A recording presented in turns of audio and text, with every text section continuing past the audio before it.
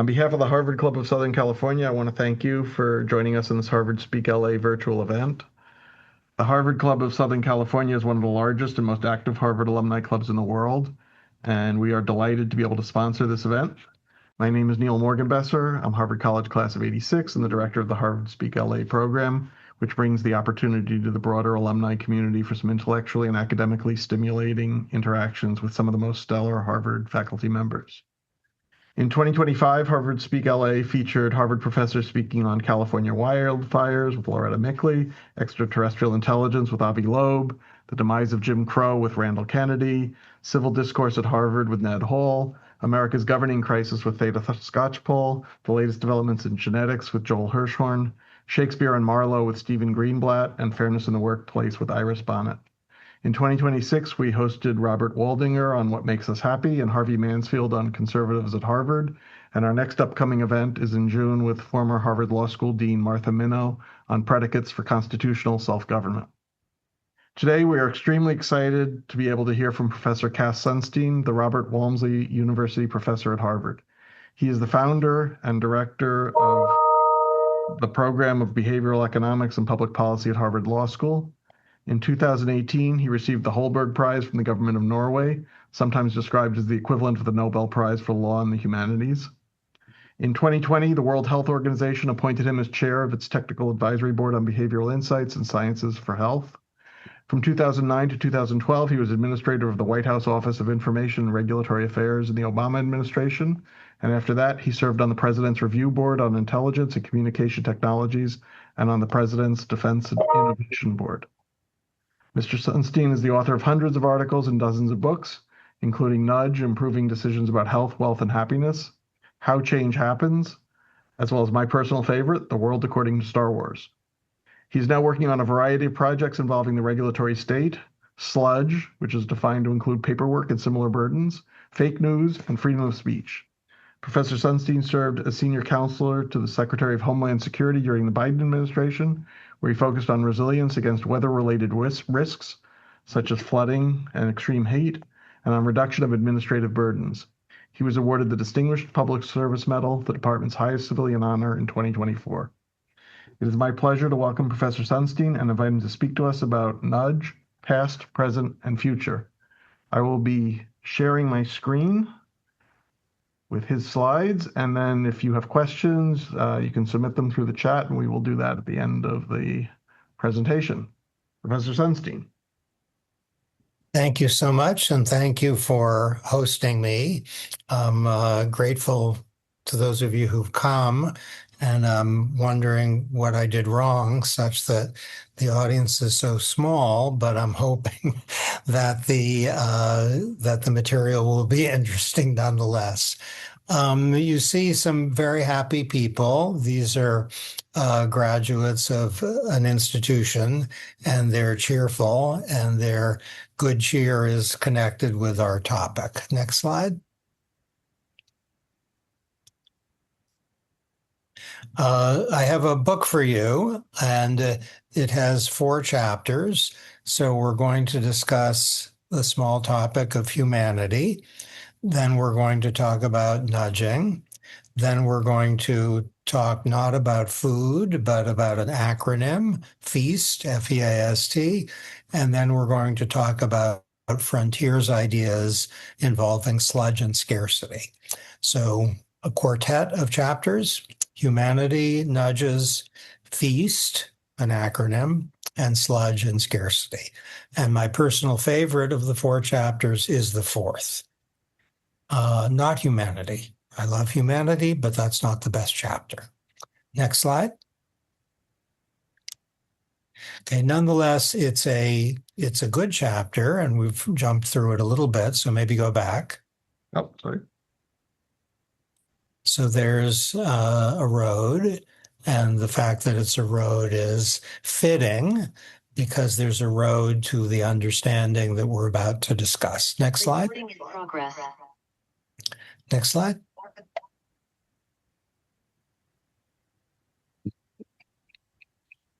So the fact that the slide isn't coming is consistent with the theme of the remarks. Okay, so once upon a time, there was a rational actor model in accordance with which it was believed. There's a little bit of an echo here. The echo is interesting. It sounds a little like a rock concert, but now the echo's gone. Once upon a time, there was a conception of our species which urged that we are highly responsive to incentives. And if we want people to do something different, like pay their taxes or um, stay safe or take a medicine that they're supposed to take or avoid crime, what we should do is impose the right incentives. And the idea is people would be rationally responsive to incentives. And at Harvard Law School, when I was a student, that was either the explicit or implicit theory of the case. It was certainly on fire at the University of Chicago, where I taught for a number of years, and it informed policy making all over the world. Next slide. There are 5 findings from the last 20 years or so, a little more than that, that have defined the picture of humanity we now have. The kind of umbrella idea is that human beings are boundedly rational. We are not irrational, nor are we perfectly rational. The bounded rationality rubric has organized empirical findings that have produced an assortment of Nobel Prizes. And we now know more about our species, that is humanity, than we have ever known. And that's because of empirical work all over the world. Here are the findings that are most relevant to law and policy making, but they're also relevant to ordinary life. We know that human beings focus on the short term. Today and tomorrow really matter. For our species by its nature, the future is a foreign country. Let's call it later land, and we're not sure we're ever going to visit. If you're thinking about teenagers and health risks, good. I have 2 teenagers and they're both doing just great, I'm pleased to say. But for most young people, 20 or 30 years from now is irrelevant, and tomorrow and the day after are extremely relevant. And this can create in individual lives economic terribleness and also create health risks. Smokers suffer from present bias. We know, second, that people suffer or benefit from unrealistic optimism. I think these remarks are going to go really well. Is that unrealistic optimism? Possibly. We know that 94% of college teachers believe that they're better than the average college teacher. Pause over that if you would. We know that 90% of drivers think they're better than the average driver. That's worth pausing over. We know approximately 100% of people believe that they're better than the average. Their sense of humor is better than the average sense of humor. That's because they know what's funny. That data, the high level of belief that people's sense of humor is better than average, is actually, in my view, humorous. Optimistic bias can be a terrible combination with present bias. It can lead people to take risks that are really not good to take. And there is a Nobel Prize winner who has an essay on worker safety that puts a great emphasis on optimistic bias. Notice, if you would, that if you like Darwin, you might be smiling at this moment because there are good evolutionary reasons for both optimistic bias and present bias. If you're running for a lion, the thought, I can't outrun a lion, is likely to get you dead, where the thought, I'm pretty fast and maybe I can beat the lion, is likely to help you a little bit, because optimism is associated with better outcomes in the face of danger. Hopeful people tend to do better. And if you're running from a lion, you ought not to think, how are things going to be 10 years from now? You ought to think, I better run like immediately. So present bias has an evolutionary foundation. So does optimistic bias. For everyone engaged in the discussion right now, present bias and optimistic bias might cause serious problems. We know, third, that inertia has a kind of magnet associated with it, and doing nothing is often easy and pleasing, and it's exactly what even very high-functioning people will choose to do. This cell phone and the laptop into which I'm speaking both have approximately 1 million default settings associated with them. Maybe not that many, but a lot. And the number of the default settings I've changed, is this a confession, is 0. That might be emblematic of my own tendency toward inertia with respect to laptops and cell phones, but it's also emblematic of the human species, where a given thing might turn out to be very stable because people don't change it, even though they would benefit from changing it. We know that people dislike losses. They like losses. They dislike losses about twice as much as they like corresponding gains. If everyone on this call is told that as the price of attending this talk, you're going to have to give Neil $75, you'd probably be pretty upset. If you were told as a benefit for attending this talk, Neil is going to give you $75, you'd probably be pleased. But if this is like most members of the human species, the thought of losing $75 is about twice as bad as the thought of getting $75 is good. Loss aversion may also have a kind of evolutionary explanation for very primitive human beings. If you lose a little bit, you might get dead. If you gain a little bit, that's good, but it's not as good as getting dead is bad. So loss aversion might be hardwired. Whether or not that's so, it can be used to manipulate people.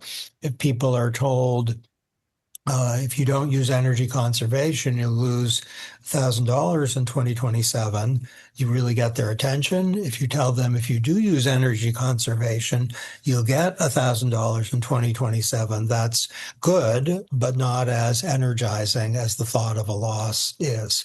And there's a lot of data suggesting that people are activated by a loss. If people are told, if you bring your own bag to the convenience store, we'll give you a little bit of money, people say, I don't care. I want to use your plastic. If you tell people, if you want to use our plastic bag, you have to pay us a little bit of money, people say, I'm not going to pay. It's just a plastic bag. I'll bring my own. So the loss is more effective than the gain. We know that human beings have limited attention. That's one reason why online design can get people to part with their time or money.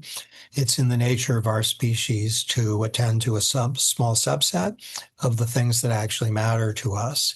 And now we have 5 empirical findings which show systematic departures from perfect rationality. Notice, to say that people are imperfectly rational is kind of boring and self-evident. What's exciting and relevant and usable in these findings is they can be implemented by private or public institutions to move things in a better direction. And I can note that the World Health Organization, with which I work not infrequently, and the United Nations are both very much focused on these behavioral findings. So has been the United States government, the government of the United Kingdom, the government in Germany, the government in Saudi Arabia, the government in Australia, and the government in the United Arab Emirates. So these are governments that are all over these empirical findings and are thinking, what implications do they have for how we do policy and how we do law? Next slide.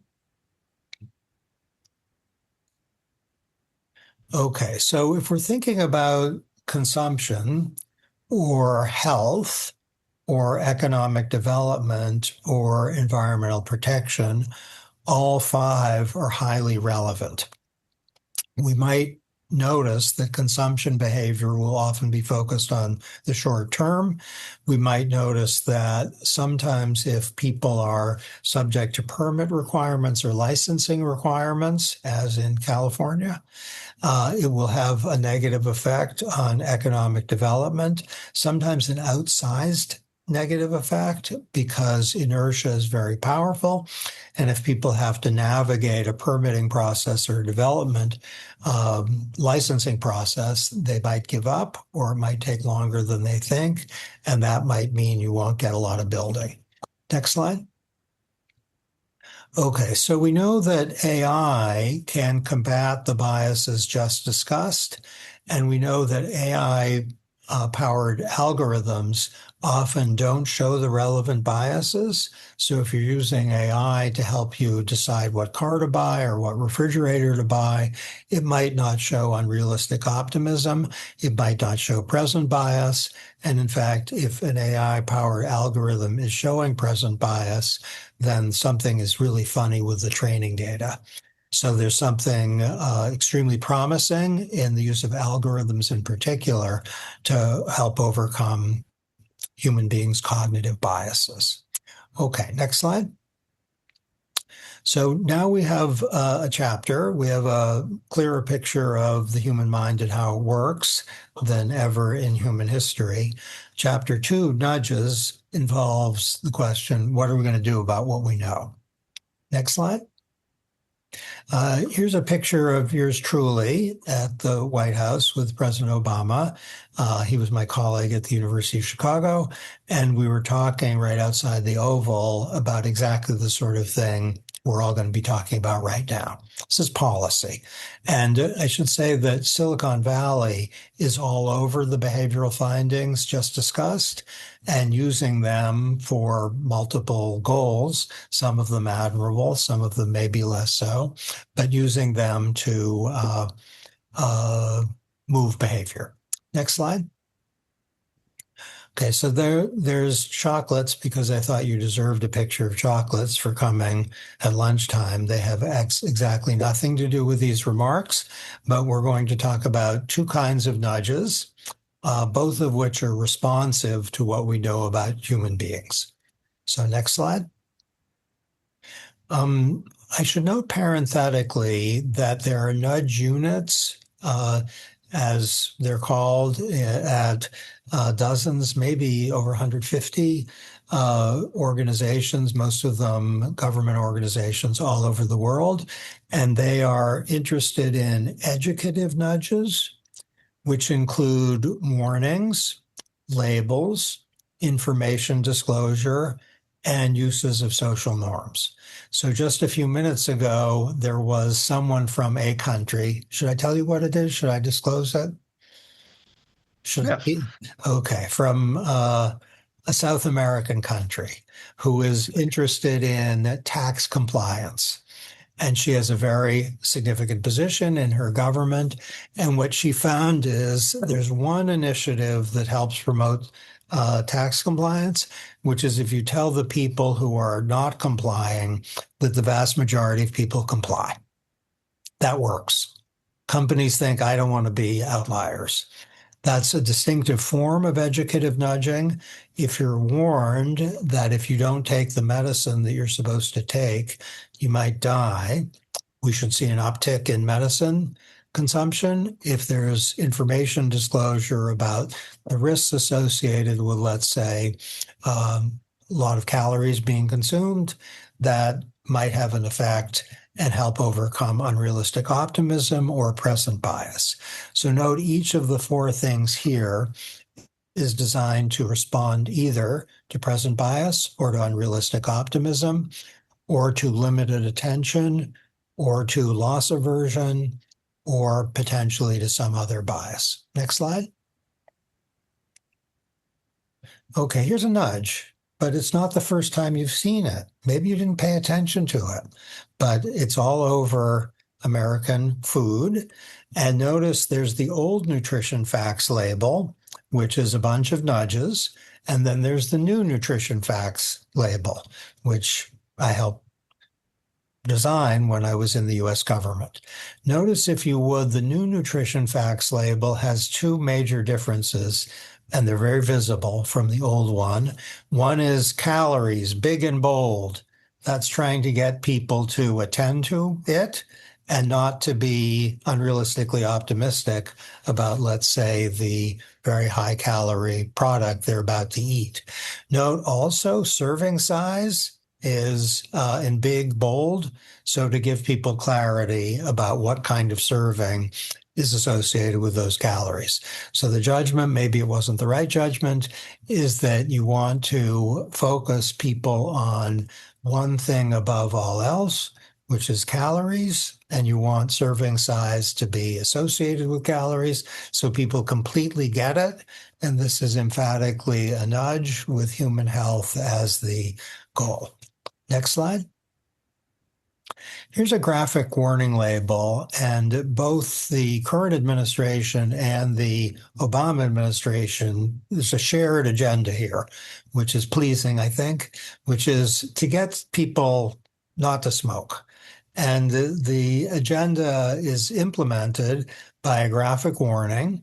And the reason the warning is graphic is to overcome present bias and unrealistic optimism. It's specifically designed, this nudge, to respond to behavioral biases. And since 400,000 plus Americans die every year from smoking, this is part of a panoply of health-related nudges. And notice we've had a fantastic success in our country where the smoking consumption has gone down. It's about 11% now. And this has been in part a result of behaviorally informed nudging. Next slide. Some nudges are not educative. They are architectural. If you are automatically enrolled in a savings program, that is a nudge. And I will raise my hand as someone who is automatically enrolled in a savings program. Harvard has that. So do schools in Palo Alto and New Haven, I'm confident, where the idea is you join the university, you're automatically enrolled. That may be familiar to you. It's taken over many companies. It's promoted or required by law in many places. And the basic idea is if you're automatically enrolled, then participation is going to jump, even though you can opt out. So think of a nudge as something that preserves freedom of choice. It's like a GPS device where it tells you here's how you get to wherever you want to go. But if you don't like the suggested route, you can say, I want to go my way. I don't want to go that way. Take that as an iconic nudge. And automatic enrollment is like a GPS device. In fact, a GPS device has a kind of automaticity to it. You can just go on automatic pilot and think this is how I'm going to go. Or you can think, I don't like that route. I'm going to go my way. In DC, many parents are automatically enrolled in an educational technology, which appears on their phone, by which they can track their kids' educational progress. And the data suggests that participation rate with automatic enrollment is over 90%. Without automatic enrollment, participation rate is about 1%. So you get a massive increase, and the technology actually has significant educational benefits for kids. They just are more likely to attend school, more likely to do pretty well academically, less likely to get into disciplinary trouble. It's an app, and automatic appearance on the phone makes all the difference. In Switzerland, they decided to promote environmental goals by automatically enrolling people in cleaner energy. So you're just in cleaner energy. If you don't want to be, you can opt out and go for coal, but you're going to have to switch. And when I was in New York, by the way, a few years ago, I saw a notice saying you can switch from coal to clean energy if you send in this little note. And in that case, it wasn't more expensive. I didn't. And the reason I didn't is I lost the mailing and I didn't bother to search and find it, which is a product of inattention, limited attention. I just wasn't focusing on it. Switzerland gets that. And what they've tried to do is say, you're going to be in cleaner energy source unless you don't want to be. The result was massively to increase use of clean energy in Switzerland. And this is true among businesses, large and small, as well as among households. The data suggests that if you switch from opt-in to opt-out, on average, you increase participation rates by 26%. That's a phenomenal effect from a nudge, which maintains freedom of choice, and it's essentially costless. When I was in the US government, we were hoping that poor people would enroll their children in free school breakfast and lunch programs. It's a program supported by both R's and D's, and we were hoping to increase participation. And the way we tried was we said, well, if we know you're poor, you're in. And that at one point was enrolling 10 million American poor children in free school meal programs just by using automaticity by default. Notice that an architectural nudge, which might be just asking people when you go to the renew your driver's license, do you want to be an organ donor? That's an architectural nudge, or automatic enrollment, or by putting something first in a line of things on a website, or CVS is full of architectural nudges. They're all over this. If you go into the store, everything's placed for a reason, which typically involves health promotion. CVS is all over this. They use architectural nudges, which don't necessarily educate people. Next slide. Okay, now we're ascending order of excitement. So the excitement's about to jump a bit. Are you ready? Are you sitting down? Chapter 3 is called Feast, and I promise that was an acronym, and I'm not lying. Every one of the letters is about 3 decades of empirical research on how to change behavior. Next slide. Okay, E in the FEAST framework is for easy. In Ukraine, where there are many challenges, there is an app called DIA. And on the DIA app, you can basically do anything with the government. Has there been a bomb exploded by Russia? Approximately. You can report that on DIA, and people will go there quickly and help the people or help the building. Or on DIA, you can report, I need to renew my driver's license. How do I do that? And that's how you do it. Or on DIA, you want to engage on taxes, maybe pay them, maybe ask for a refund. You can do that. You can do everything on DIA. It's super easy. In the United Arab Emirates, with whom I've worked, there have been efforts to make government services just much easier. So if you want a permit or a license or whatever, it's just going to be easier. Saudi Arabia is doing the same thing. Australia, the UK, and Germany are all over simplification and ease as a way of overcoming the power of inertia and the occasionally baleful effect of unrealistic optimism. Typically, the take-up rate for things is 40 to 60%. That's the technical response is yuck. If the things are potentially life changers like job training or permits, if we could knock that up from 40 to 60% to 80 to 100%, we could change lives. It may be for some things we don't want that higher participation rate, fine. Then we don't have to make it easy. We know how to increase participation rates, make it easy for people to get access to those things. I should say that for peer review of academic articles these days, this will be more interesting to me than the rest of you. You have to register for websites to do a peer review. And I can't figure out how to register for the websites.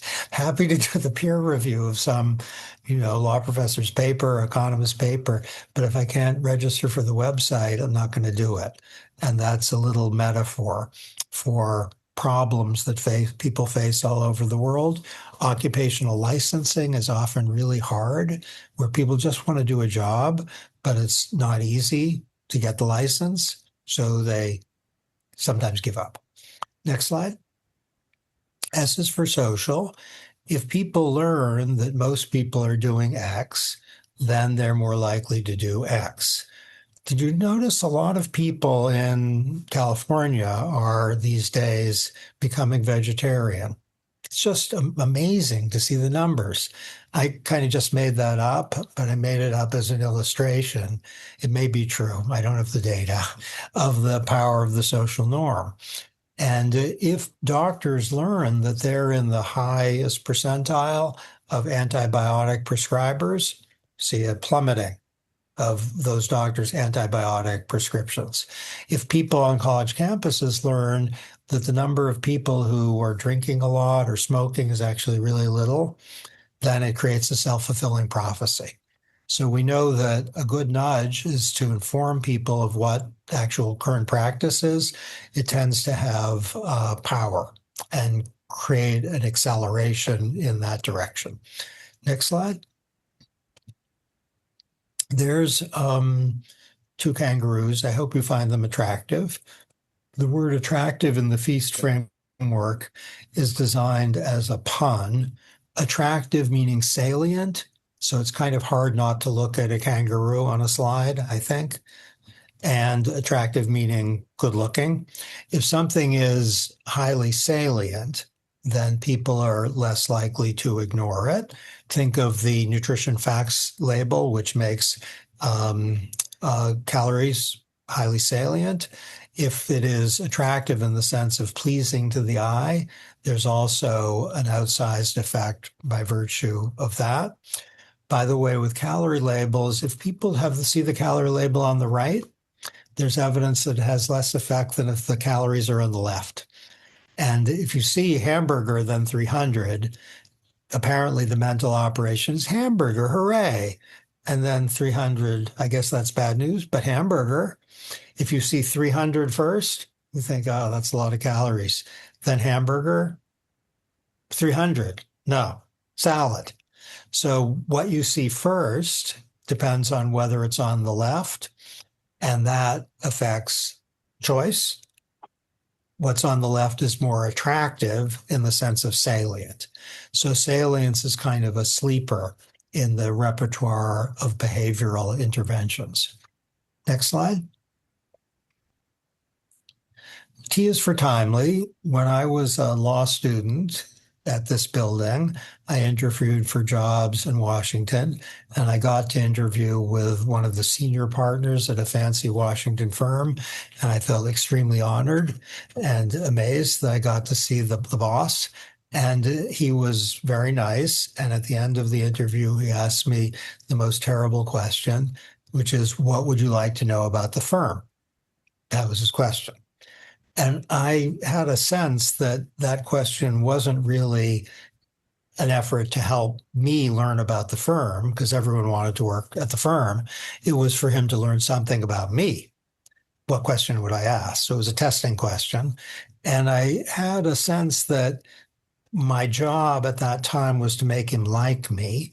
And I thought the way I could make him like me was to ask him, what did he like best about the firm?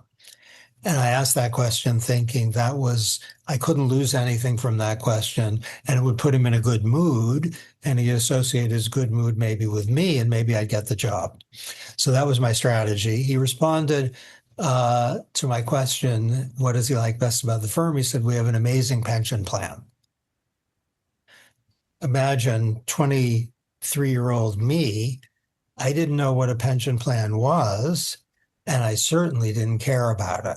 I barely know what a pension plan is now, and I barely care about it.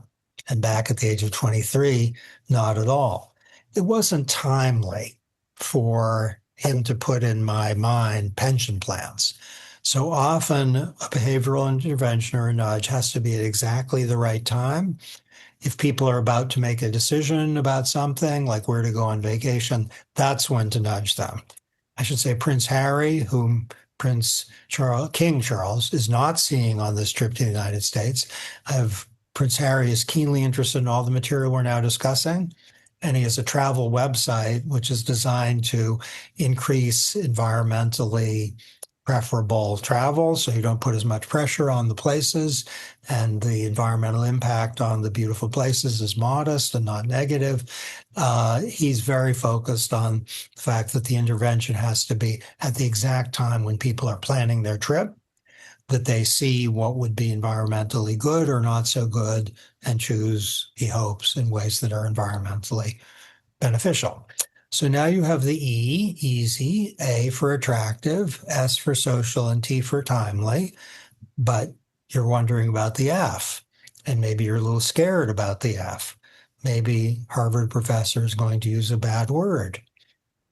And the second letter in the F frame word, second letter in the word, it is you. But you don't have to be worried. Next slide. It is for fun. So Amazon, as you may know, has a product called frustration-free packaging. And it's really fun. Here's my razor. Is this too much information? I have a razor in the office. When the razor arrived in the office, it was frustration-free packaging, meaning you just open it up and there's the razor. That's really great. There's no plastic, no solid waste. You don't need a scissors. You don't cut yourself, just razor. And that frustration-free packaging is a pervasive Amazon thing. If you look into it, as I did, it's really about green packaging. They don't want plastic. They don't want solid waste. They want you to reduce your environmental impact when you buy the products. But they know that frustration-free is fun and green is a little kind of worthy and, earnest. And frustration-free lifts up the spirit. I'm sure they have data, and it works. I worked with Pepsi a few years ago and learned that they're interested, by the way, in healthier consumption. Pepsi has been more water, more diet drinks, less sugar, less in the way of negative health impacts. Pepsi has two diet drinks, Diet Pepsi and Pepsi Max. Guess which does better and why? Pepsi Max outperforms Diet Pepsi. I think not because it's much more delicious. I've had them both and I can't really tell the difference. Diet Pepsi is a little like the calorie label on the right that you think, diet, and then you think Pepsi, and it's a little bit not cheerful, but people get it anyway. Pepsi Max, people think, oh, Max and diet. The affect associated with Pepsi Max is positive. Stanford has a study finding that if people learn that vegetables are healthy, you get a 14% increase in consumption. If people learn that vegetables are delicious and it's credible, you get a 27% increase in consumption. Delicious is fun. Healthy is, good. You can get a bigger bang from the fun. In the world of behavioral science and behavior involving nudges, we've undervalued positive affect, of which fun is a kind of very cool example. We've undervalued its importance. It's important partly because it makes people's day a little better rather than a little worse, and partly because it can have a bigger effect than things that scare people or make people feel conscience-stricken. Next slide. Okay, now we're on to the final chapter, sludge, my personal favorite. What we're speaking about, see how it's kind of gross, the sludge? So think of this as gross, that you get your feet trapped in it. But this is a metaphor. It's not just about walking through gooey stuff. Next slide. Thank you, Neil, for advancing the slides. We're speaking about paperwork requirements, waiting time, in-person interview requirements, frictions, and hoops. I have to my left a big stack of papers. Why is he telling us this, you might be asking?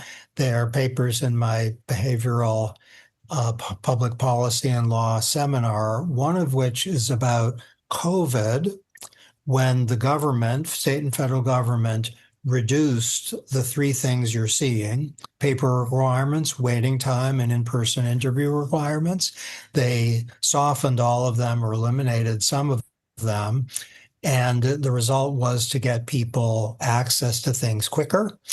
There's a passport process, I hope you're familiar with, where you can get online renewal of your passport. It takes a couple of weeks. Used to be a little bit of a nightmare. There are processes where paperwork burdens are eliminated or cut in half. These are all sludge reduction strategies. And think of the three you're seeing as exemplary. Next slide. Okay, so if people were perfectly rational, like economics in 1970, sludge would be really bad because rational people might think, who has the time to fill out the forms? I'm not going to renew my passport. If people are present biased, unrealistically optimistic, suffering from inertia and therefore procrastinating, and if people have limited attention, then the negative effect of sludge can be really, really big, be like a wall between people and something that can make their lives much better. Next slide. We know from recent-ish work that each of us has scarcity in our heads as well as maybe in our wallets. That's to say that we have limited bandwidth. So if you are busy, and I bet you all are, if you are sick, and I hope none of you is, poor, I hope none of you is, old, I'm sure none of you is, and lonely, I'm confident none of you is, but if you're any one of those five things, cognitive scarcity is worse. That is, the number of things you can hold in your head is reduced by virtue of the fact that, let's say, you're lonely and thinking about your friendlessness a lot, or you're not feeling well and you're focused on how you're feeling rather than focused on other things.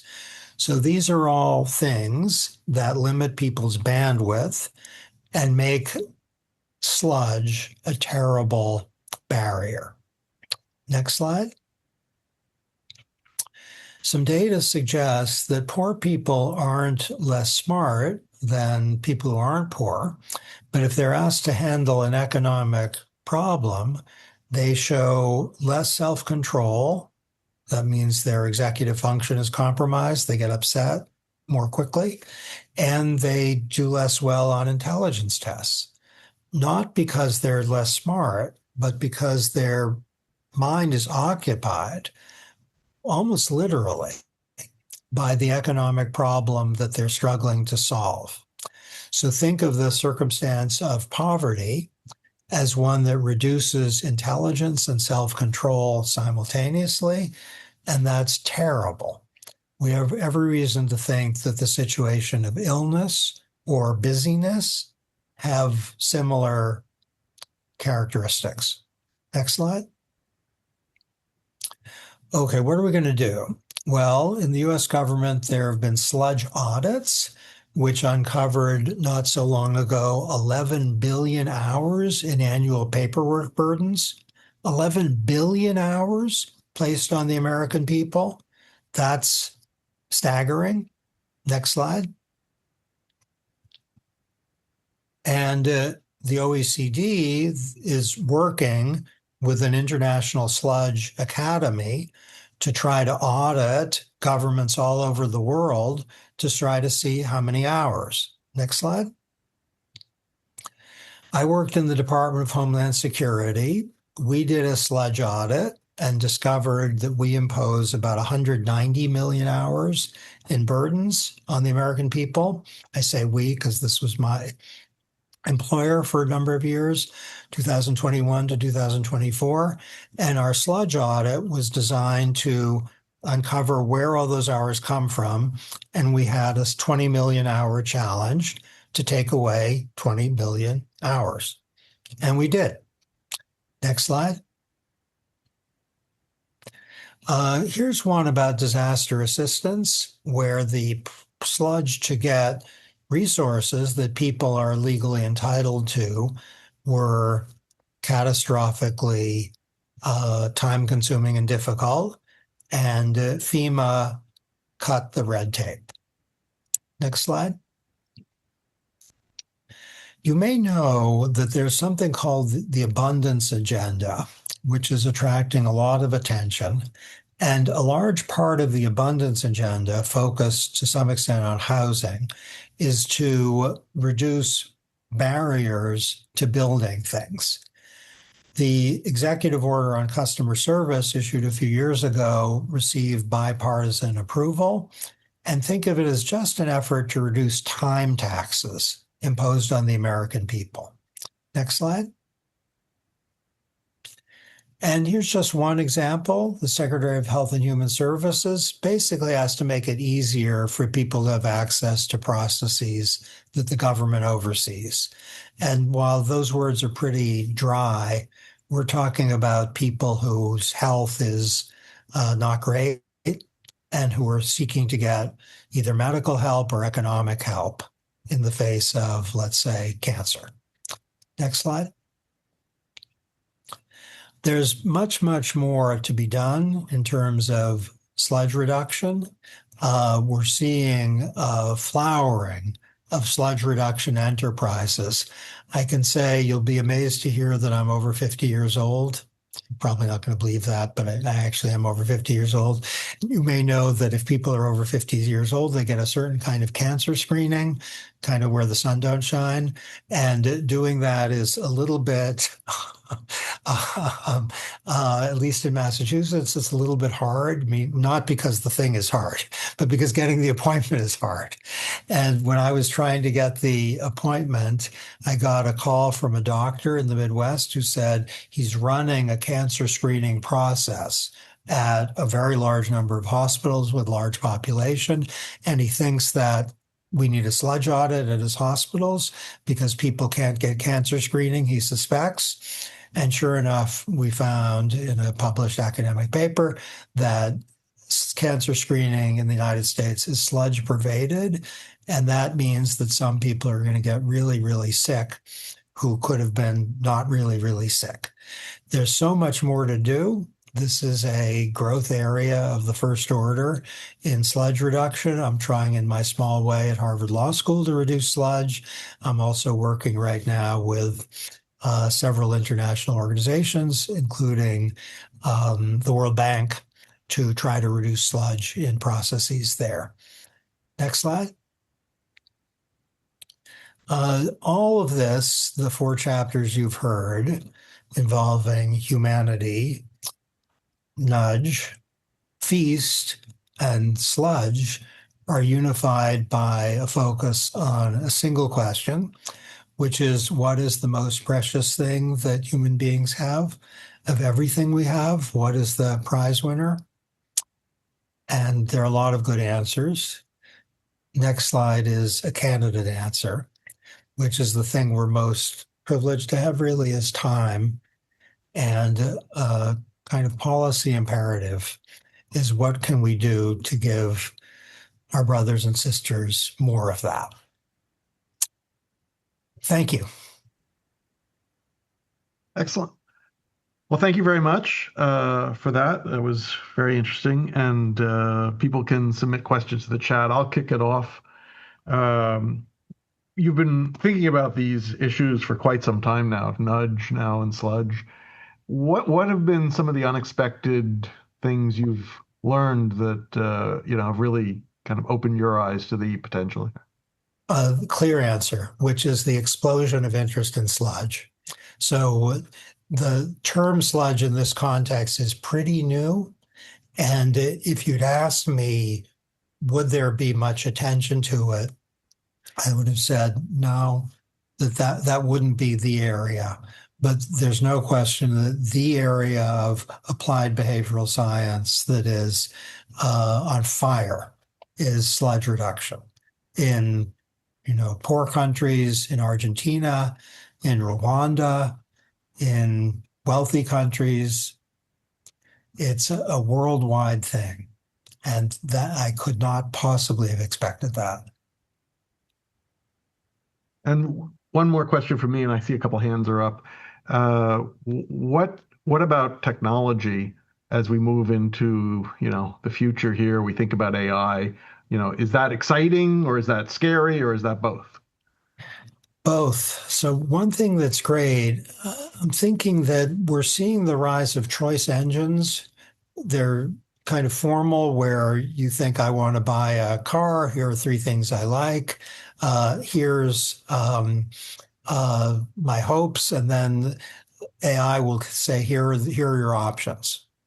And that's completely great. For investors, you can get, at least clarity on what's low risk and probably pretty sensible. The risk is that AI can exploit behavioral biases in order to get you to do things that are not in your interest. And that's a thing. And large language models can be very personalized. They can get to know you, and that can be super helpful. So, but it can also be dangerous. They can figure out what your vulnerabilities are. I'm very vulnerable to books on behavioral economics. Love them. So AI can get me to buy too many books on behavioral economics. Okay, if I call on you with a hand up, you can unmute yourself. I guess Tommy Burns, you want to ask a question? Hi, yes. Cass, thanks for taking the time and thank you for your service to this country. I'm curious, just with the conversation about loss and people's dislike is two times as much. When you think about gambling and, the advent of poly markets and what's going on there, do you see that being something where you're worried about us as a society getting into a place where those losses start to impact everyday life and interactions with other people? Okay, that's great. Thank you for that. Would you rather have $100 now or a 50% chance of getting $110? I'll give you $100 for sure, or a lot or 50% chance of 110. Most people say I'll take the 100. Yeah. Would you rather lose $100 for sure or take a 50% chance of losing 110?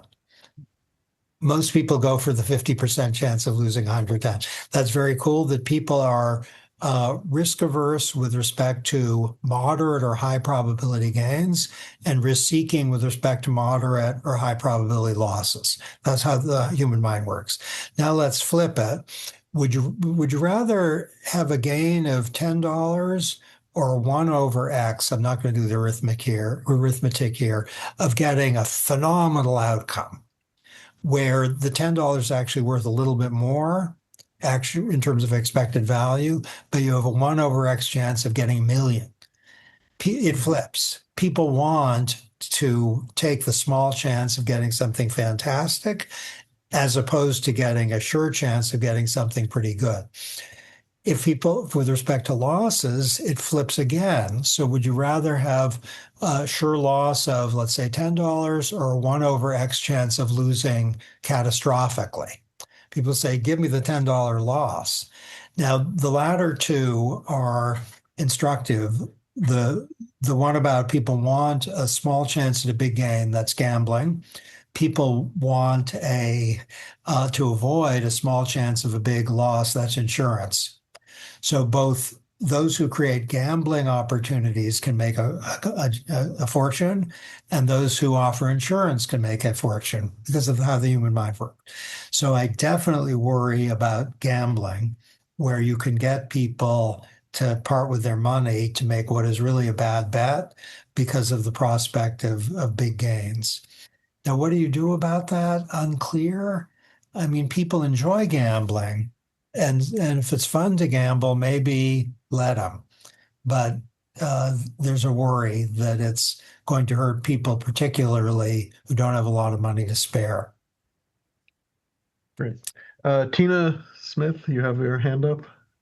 Yes, I do. Thank you, Neil, and thank you, Cass, for visiting us today. My question concerns something you said at the very outset of your talk. You said we want people to eat less, or we want people to engage in a certain set of behaviors. Who is we? Okay, I didn't mean that we do. I meant if we do. So suppose we meaning you and I, want people to be able to get to their preferred destination. How do you know I want that? Say again? You don't know what I want. No, I really don't. And I'm starting to learn. You want not to be told what to do. So I don't know what to say. I didn't say what you said I said. Well, let me read what from my notes. You said, if we want people to pay their taxes, if we want people to take a medicine, etc. Well, who is this we? If we, you and I. Yes, who is included in the group of we wanting these things? You and I. But we've already determined that I might not have the same wants as you do. Well, then we have to talk about it. So if you don't want people to pay their taxes and I do, then we have to talk about it. Yeah, and I think this comes back to the question of, is this good or bad? I mean, you can imagine, you made the comment earlier that you can imagine this being used for good purposes and you can imagine this being used for bad purposes. Completely. And so if we have a government, for example, and the government's going to enact policies, they are going to make these kinds of decisions, and maybe that's good and maybe that's bad. So you could have, if so I didn't quite understand the question, but I meant by if we in this context, really literally you and I. But if we're talking about the government, I didn't quite get the question. If the question is, should we trust the government? The answer to that can't be, an easy yes. So we need to have safeguards against bad uses of behavioral science to promote bad goals.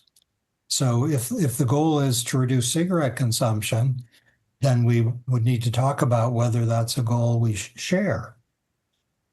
If the goal is to promote cigarette consumption, maybe people like that. I wouldn't, but we could know how to. So the goals would have to be figured out. If you're a parent, you could think you want your kid to do well in school rather than flunk out. And then there's some things.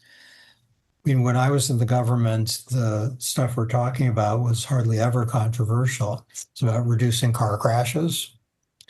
We want to reduce car crashes. We have a camera in the car so you can see behind. That's a nudge. That's a government mandated nudge.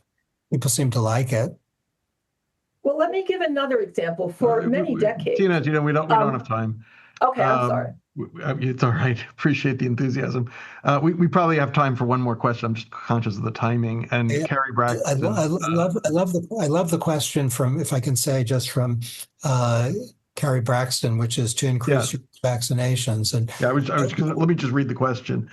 Given these models, which nudge would you recommend to increase U.S. vaccinations back to the level where we'll be back at better herd protection levels? I worked with WHO on this. The first line of defense is make it convenient. Make it really convenient to get vaccinated. Now, there are other issues. So inconvenience is one problem. Another problem is confidence, where people don't think they're going to get sick. And another problem is where people don't trust the vaccine. And these are three different kinds of problems. So it's called convenience, complacency, and confidence. And we have to work on each of those margins. But first and simplest is to make it really easy for people to get vaccinated. You see a big jump. And that's the E in the feast framework. Got it. All right. Well, look, we're right on the hour. So I want to thank Professor Sunstein for doing this and for all of you for participating. The recording will be posted onto the website as usual for other people and for your review later. But thank you, and we'll see you on the next one. Thank you so much. Thanks, everybody. Bye-bye. Thanks for coming.